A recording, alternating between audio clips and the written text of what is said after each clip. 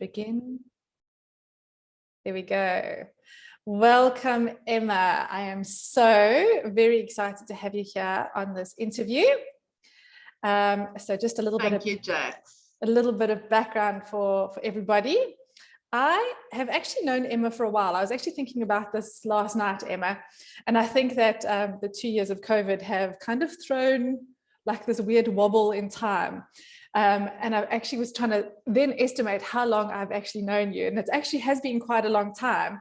And the first time I actually met you was at one of the 8-8 meditations that you facilitated. But this was many years ago, probably 6 or 7 years ago, I think. So actually we have known each other for quite a while, but gotten to know each other even better in the last few years. So I'm very excited to have you here today. Emma, do you want to tell us a little bit about yourself, your story, what it is that you do? Thank you, Jax. I'm so excited to be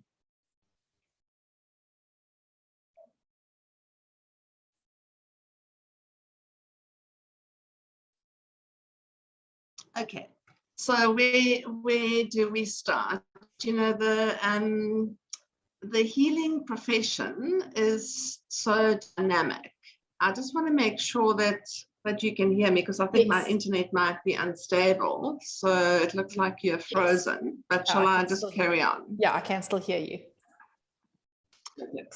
Okay.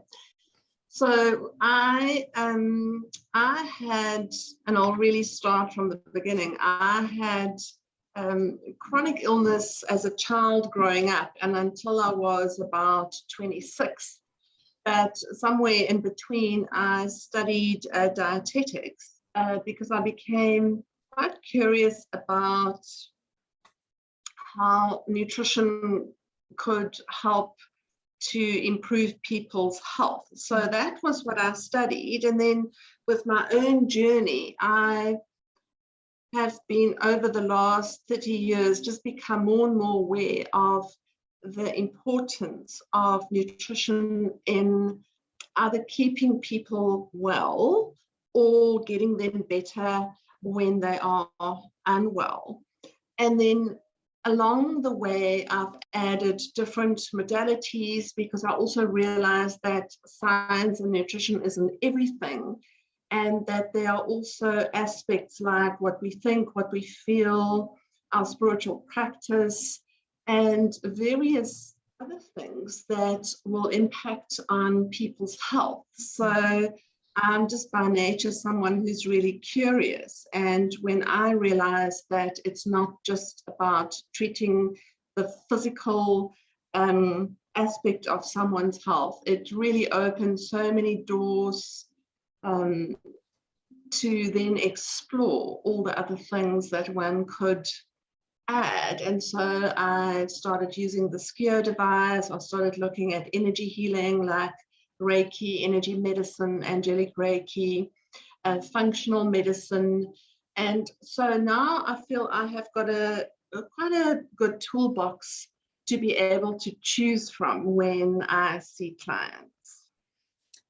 So that was the one thing I was actually having a look at, is that you'd send through your bio, and on there you're qualified as a dietitian, as an applied functional medicine practitioner, the Scio Practitioner, the Usu Reiki Master, angelic Reiki practitioner, and also energy medicine practitioner. So that's quite a CV. And then of course you've got your health shop and experience, which, I mean, altogether that's quite a all-encompassing package. So really great that you're there to help so many people. And did you find that each of these things has just naturally flowed from one to the next, as you said, because of curiosity, or have you found that there has been a need, and so you've had to follow that need to or follow that qualification to fulfill that need? Not really. I think it was more just sort of synergistically what came on my path as I was sort of becoming, I guess, just having an open mind to what else existed outside of the field of science, which can sometimes be quite limiting. If you say, I'm only going to follow the science, that can actually be limiting in so many ways. I just had an open mind and I just wanted to know more. And then these things came along. And when I felt a real pull or a real yes, sort of when your heart goes, yes, I want to try this, that's when I would then pursue something. Yeah. I think that's another thing that we probably have in common, Emma, is that, yes, we have got our basics is in science, but then we've also dabbled into the woo, which everyone calls it, and how exciting it is when these two things actually complement each other, and when science often backs up some of these practices, these like more woo-woo sort of practices. I'm like a kid in a candy store when that happens. Yes, absolutely. And I think, it's also it's so dynamic when you just, and it's not about trying everything. It's just about feeling very intuitively what you feel is part of your calling almost. And if something resonates, to then heed that call and to say, okay, let me find out if that is something that could add value or not. Yes, absolutely. Okay, so you have discussed lots of interesting modalities, some of which I'm sure the listeners would never have heard of. So will you please give us a quick snippet of what each of them are? And I think maybe even start with applied functional medicine, because I don't think necessarily everyone knows what applied functional medicine is. Okay, so the interesting part for me with that was that I was already working like that, but there were sort of mentions of integrative medicine in South Africa. But of course, things are quite slow here and slow to evolve unless people went and studied overseas. So when I heard about the intensive course that was going to be offered in Cape Town in 2012. And I looked at the lecturers and the incredible genius scientists and physicians that came to offer these lectures. I actually borrowed money and signed up to go and do it because I felt that would really help to support what I was already feeling to work how to do the work, but I wanted to have some kind of a backup. And functional medicine, or the Institute of Functional Medicine, established a model quite some time ago that focuses on the root cause of disease. So not so much the diagnosis, but asking the question, why are you ill? And then considering all the information for each individual, because people are not the same. People don't have the same triggers. People don't have the same timeline in terms of their medical history. So gathering information about poor nutrition or stress or toxins or allergies or gut health, for example, and then getting a better understanding as to where one should prioritize and focus their personalized plan in order to shift their disease. So it becomes something that's quite customized, even though there will be a lot of overlap. And what I also really liked about the functional medicine model, it does not just focus on the physical elements. It very much acknowledges that how thoughts can impact on our health, how emotions and feelings can impact, and also how spiritual practice or lack thereof can either support a person's healing journey or how to then introduce that to somebody if that might be lacking. That's pretty amazing. I have to admit, I thought that the functional medicine was just more health orientated. So very excited to hear that it's more than just that.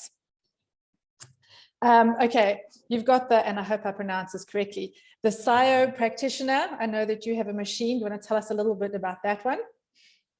Okay, so Scio or Scio, when I started, let me see, about 20 years ago, a colleague who's a doctor in naturopathy suggested to me that I investigate this device, which he had started using in his practice, and he felt that that would also just open more avenues in terms of approaching health and disease, because at the time I hadn't done functional medicine, I hadn't done the healing. So it was called Quantum Zeroid at the time, and then they had an upgrade, and it's now called Scio, and it's a biofeedback device that you link with electrodes to the ankles, the wrists, and a headband, and then there's a box linked to a software program. And I call it, it scans the body for priorities, for stressed areas. I don't use it like a crystal ball, but it also helps me with additional information, and then it can do a biofeedback balance. So it's a great tool to have, especially when there are mystery things going on that you cannot quite put your finger on, or where a blood test or an x-ray or a scan doesn't reveal everything. This can help to give me more clues as to what else to consider with clients. Yeah. And often we don't necessarily have the words or the knowledge to put into words what's going on. So I think that's where the Scio plays a big role.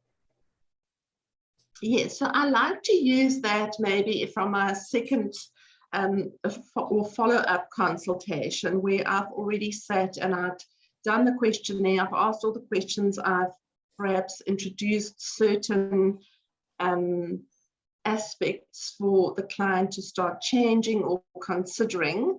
And then with Scio, it's a good second or follow-up or third consultation to say, okay, what else is going on? Because emotions are very often difficult for people to name or to verbalize, especially if it's something that's been around for so many years. So if I suddenly ask somebody, so what is abandonment about? You know, why is that sitting in the list of top priorities for you in particular?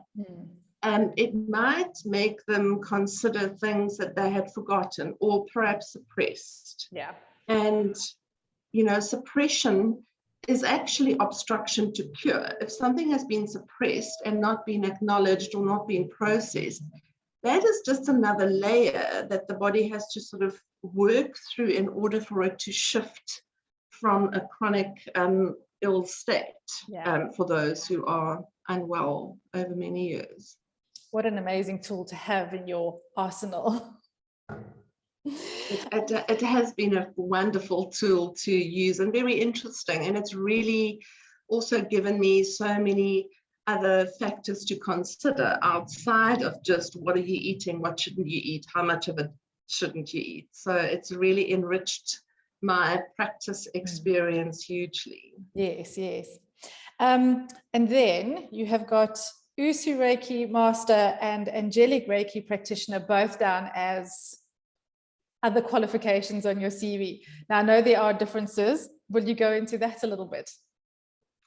Okay, so Usui is the form of Reiki that I learned as my first energy healing modality. I think Reiki, there are different forms of Reiki, but the Usui is a very particular form, and that sort of taught me different ways of just listening into the body without any real tool other than my intuition.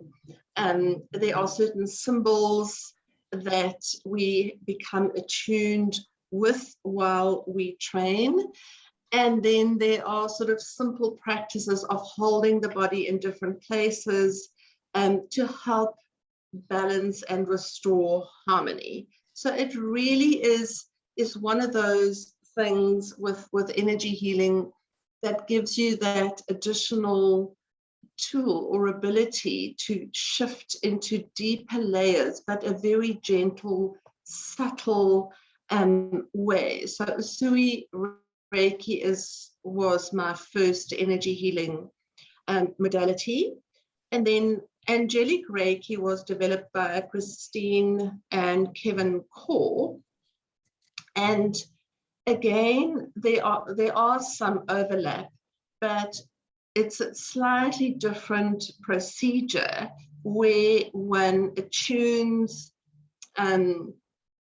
you attune with your client to the priority they want to work with, but then you just hold your hands in one position throughout the session, and you call in very specific angelic beings or spiritual beings that will present themselves, and they work through you. So it's almost like you become one with the angel and the client.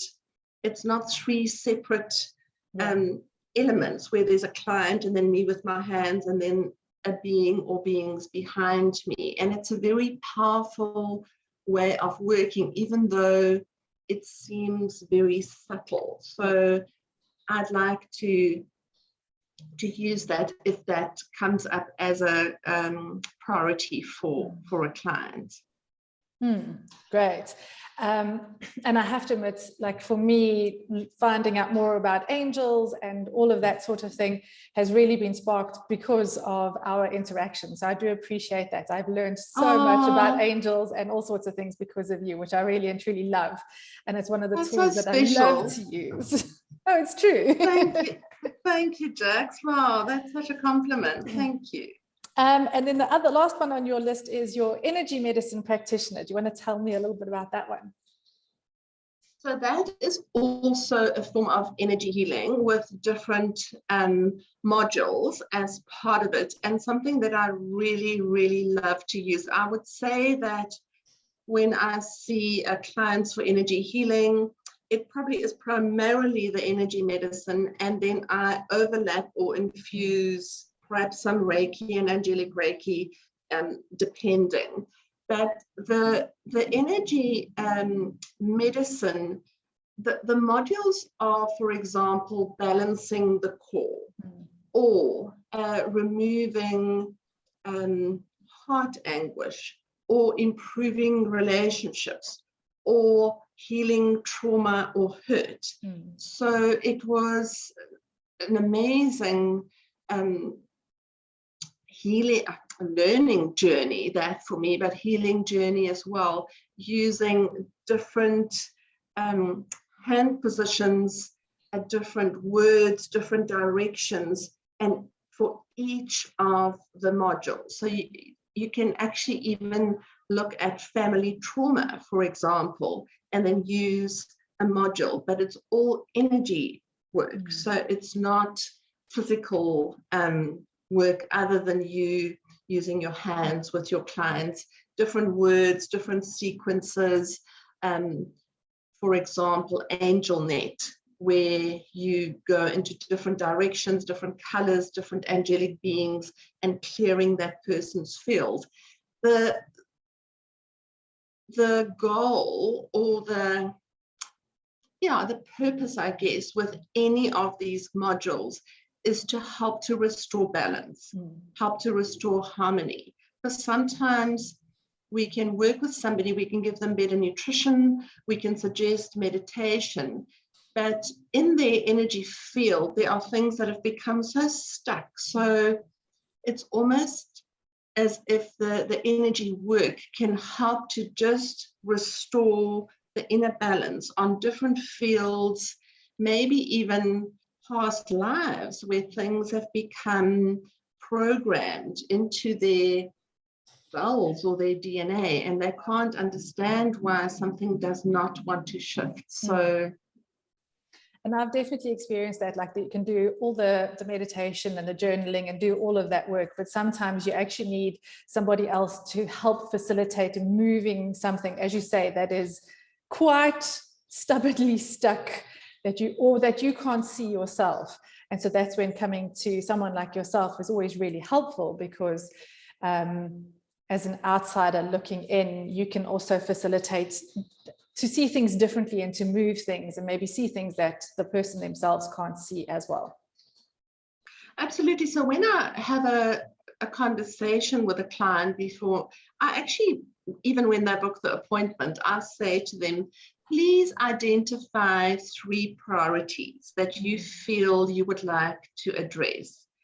And it's almost as if when I write that appointment in the diary, the work already begins.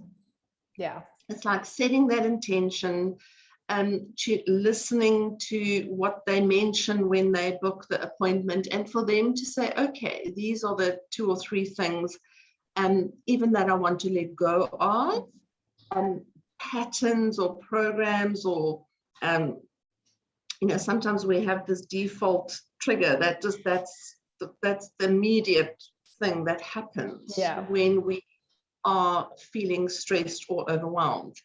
And then what we would like to invite in more. And for me, it's about reassuring them that there's always access to spirit or to God or to light. But sometimes we become so caught up in our own, not just our own, there's a lot of trauma in the world, and people feel disconnected. And just to help soothe their energy field in a session, it doesn't take away their financial worries, it doesn't change their relationships, but it just makes them feel connected again to something that feels soothing or protective even. And our energy field can hold so much information, even stuff that we absorb from people around us. Yeah. We don't have to eat something or drink it or apply it to the body for it to actually enter our energy field. And when people become aware of that, sometimes it's really empowering for them to understand that when they go into a room or a meeting where they might feel attacked or criticized, if they strengthen their energy field and if they imagine that they are surrounded by beautiful, brilliant light, that can actually protect them from those outside influences. So yeah. And I have to admit, I wish I knew more of that when I had been working in the corporate world. I think I probably would have done a whole lot better, but it is what it is. So you also facilitate a lot of workshops and online trainings, some of which I've had the pleasure of being at, which I always really enjoy. Do you want to tell me a little bit more about those and how you got into those? Jax, I think that was just a natural, it sort of just evolved. I've always felt quite a strong call or pull in terms of educating people or teaching people about feeling better. And when I realized that it's not then just limited to nutrition and health, I wanted to see what it would feel like to give the same message to a group of people, because I find group energy incredibly powerful and meaningful. So it's almost then as if 1 + 1 is 5. Yes. So as you get a bigger group of people with the same intentions in the same space, or even if they are remotely connected through a Zoom link, the energy becomes amplified. Yes, 100%. More so than however many people are in that. So there were many draw cards, and I just felt that there were so many messages that people needed to hear, really, because I feel that if I'm struggling with certain things during these extraordinary times that we live in, there must be so many other people who feel the same. And I often listen to people from the UK or from other parts of the world, and then I wonder, why isn't there somebody in South Africa who can offer that? Because they are very gifted healers, and they are very gifted physicians, and they are very gifted everything. And it's really just, I feel it's an extension of what I do, but it's also very, it's very rewarding when you get feedback from a group of people and how different their individual experiences are from the same. So I feel it's really just an extension of the work that I do with one-on-one, and it's still a calling to give the same message to more than one person at a time. And I mean, I've definitely experienced that, as you say, that as soon as there's a group of you together with the same intention, there is that amplification, both online and in person.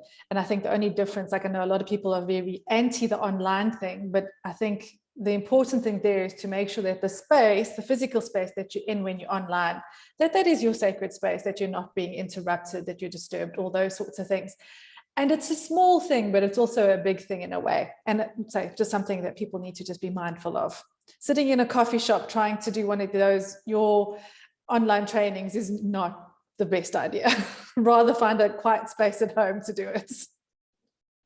I agree. And I usually use the phrase when I'm doing something online with a group of people that is perhaps more spiritually guided, is that you have to dedicate the space, you have to dedicate the time. It's something that you do to look after yourself. It's part of self-care. And just like we make a bed and we want clean linen because that prepares us, that prepares the space for a good night's sleep, the same with any of these other things. When you dedicate the space, you benefit so much more because it then can hold you while you are listening and learning and absorbing and processing. Yeah, like that, if you do that little bit of effort, that investment is also amplified at the same time. Yeah, absolutely. Yeah. I love the way that you said that. Okay, so as you know, I deal particularly with people, well, women in particular, who are suffering from burnout. So you yourself, Emma, how do you deal with stress, and have you ever suffered from burnout? Jax, I have suffered with burnout, and actually not so long ago, and probably over the years numerous times at different levels of burnout. And yes, stress is very difficult to get away from, no matter who you are and where you live and what you do. Very true. So for me, burnout was a huge wake-up call to review what can I let go of that was depleting me. Yeah. Can I learn patience to restore what has become depleted? And it was a very interesting and humbling process for me, because I had seen many clients over the years who have been in burnout. Yeah. And I felt that actually they all had a lot of similarities. And then I realized, oh, I'm one of them. You know, people who push too hard for too long. People who strive for more and for better, even when something is already good enough. Yeah. But at the time, it was, you know, you are then forced to rest. You are forced to review, and you are forced to process a lot about how you got to that point. So for me, restoring either just everyday stress or along this journey of recovering from burnout was to look at these 4 elements of physical, mental, emotional, and spiritual, and to realize that it's not just about rest, It's not just about treating insomnia or depression. It's not just about retraining your mind. It's not just about seeing a counselor to help you process or to help you accept where you are at. It was really a blend of so many different things, and at times a little bit more physical, at times a little bit more mental, what I was listening to, at times, okay, just rest and not doing anything, and then at times a very spiritual process of really learning to hand over and to ask for help and to almost, regardless of what your religious beliefs are, but almost to say, I cannot see the way forward, and to call on help and almost saying, God, show me the way, just show me the next step. And to be that open and vulnerable to just taking one step at a time, to not try to run a marathon when you actually feel completely unfit. And then when I work with clients with stress and fatigue, or other more serious mental conditions because they become depleted, I have massive protocols for adrenal depletion, mitochondrial resuscitation, and really knowing that I usually use the analogy of a car and having flat tires. Now, when all four tires are really flat, you can't just inflate one tire a little bit.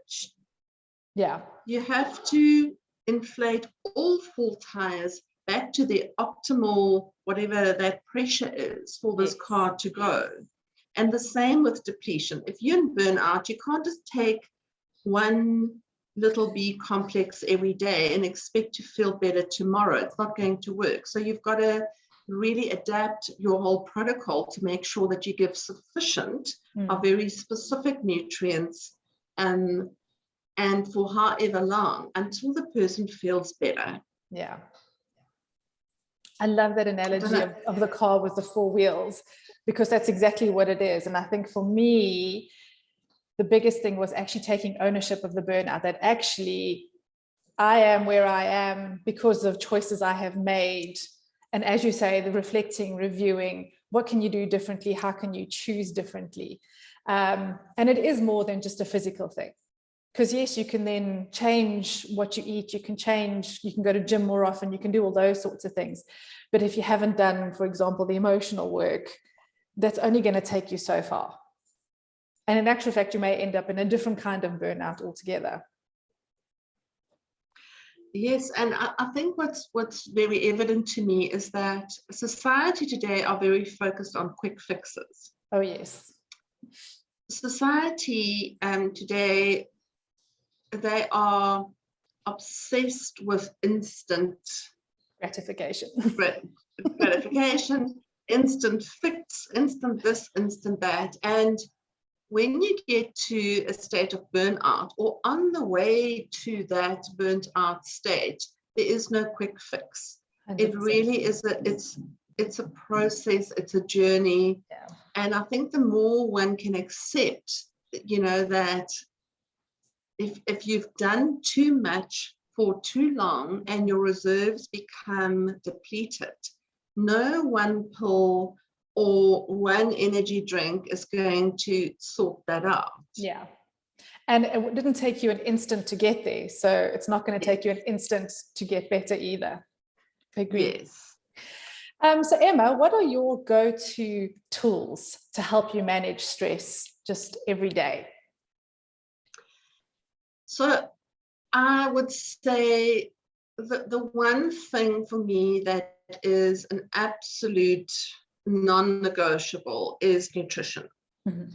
And yes, there are times when I totally give over to sugar and all sorts of things that are not good for me. But to me, what I choose to eat every day and how I supplement is not just for stress, but for my entire well-being, for my gut, for my brain, for my immune system. all linked. So I know that I can't live on junk and not use any nutritional supplements, but then perform brilliantly. Yeah. So it's what you put in is what you get out. So that is probably my first go-to. And I wouldn't say second necessarily because it's less important, but they're all in the same sort of level of importance. Yeah. Is to move. Yeah. To make sure every day that I move, whether it's walking, I love to swim in the sea.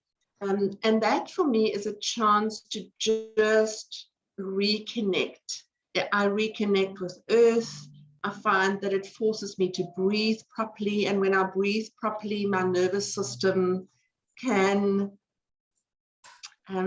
become much more harmonized. Yeah. So, and that gives me, I use that time not to focus on how many steps I take or how many calories, but to be very mindful about connecting with something that feels supportive. It's almost like when I walk, every step I take, I feel I'm connecting to earth. I feel grounded.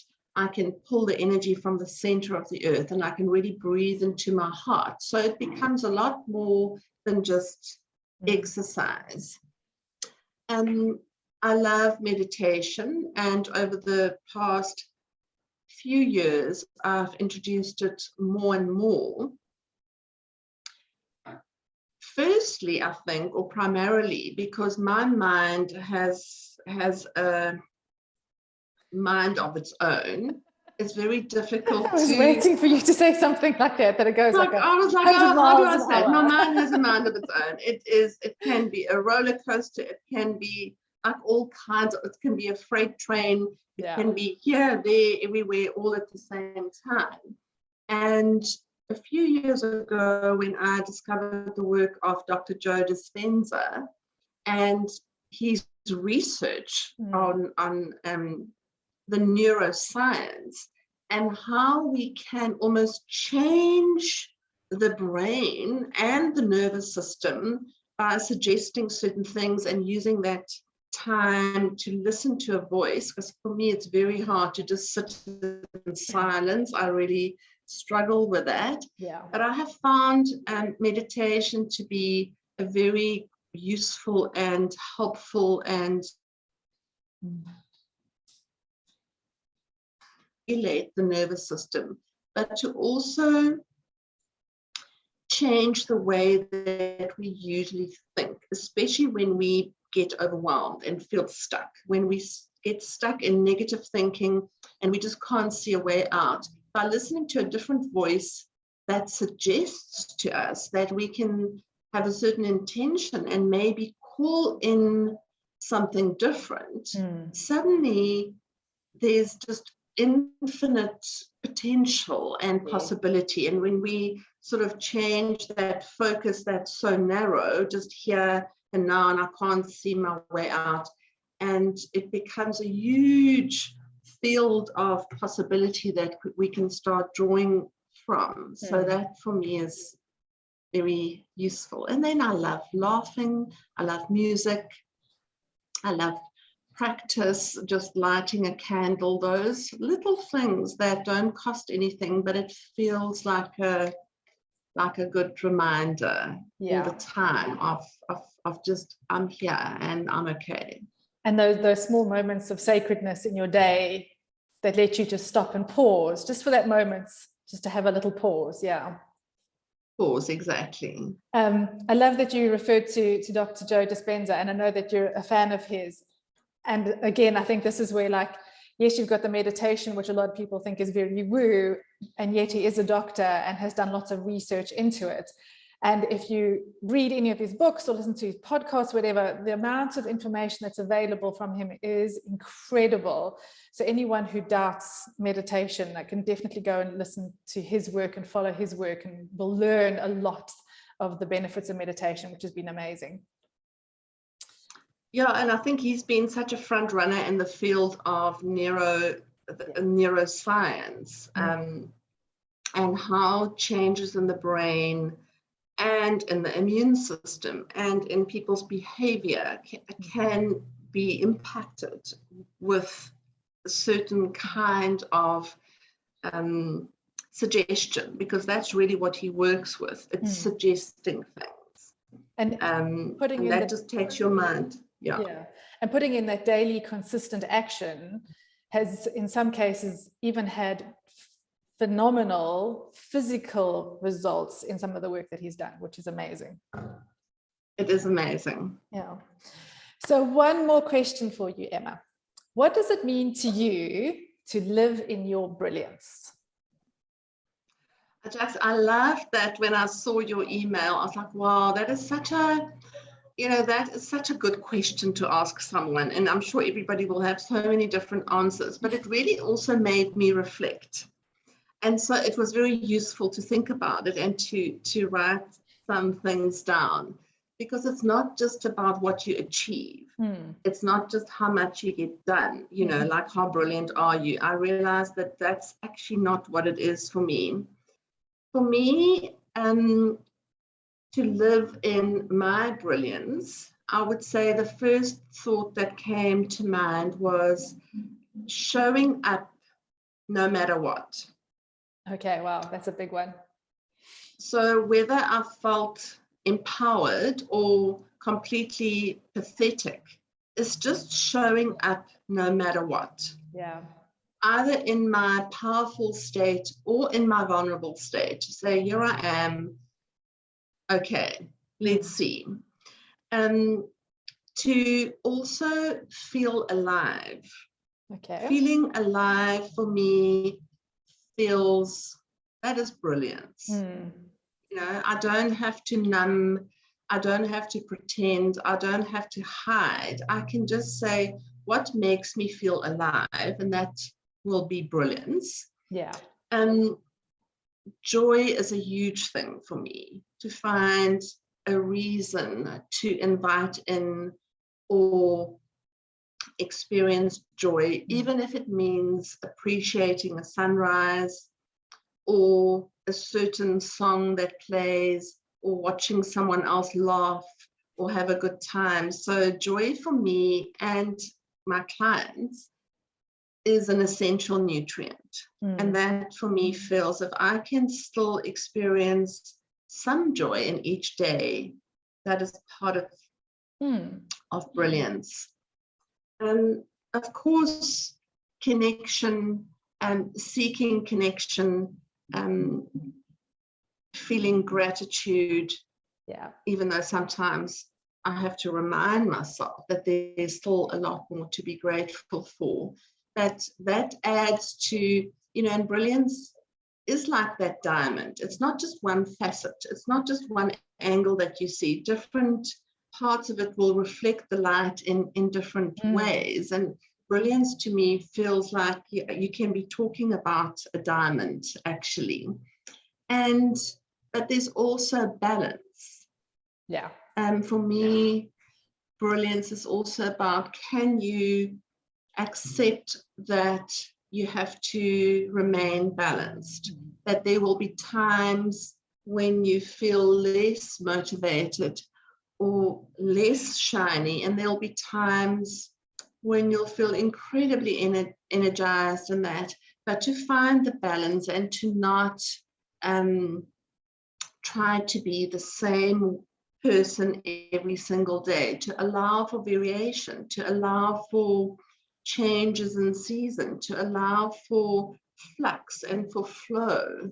Yeah. So I can carry on, but those were the words that popped up for me when I considered that.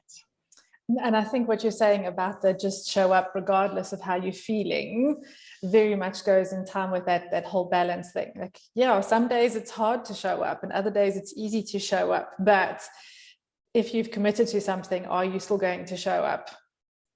And it doesn't matter how, but if you're showing up with your best of intentions, regardless of your capacity or your energy, if you're showing up, you're showing up. And that alone counts for a hang of a lot. And also, I mean, I don't want to start a whole new chapter about brilliance, but I think self-love and self-acceptance is so hard for people. We are so critical of ourselves. So we struggle to accept and acknowledge our own light.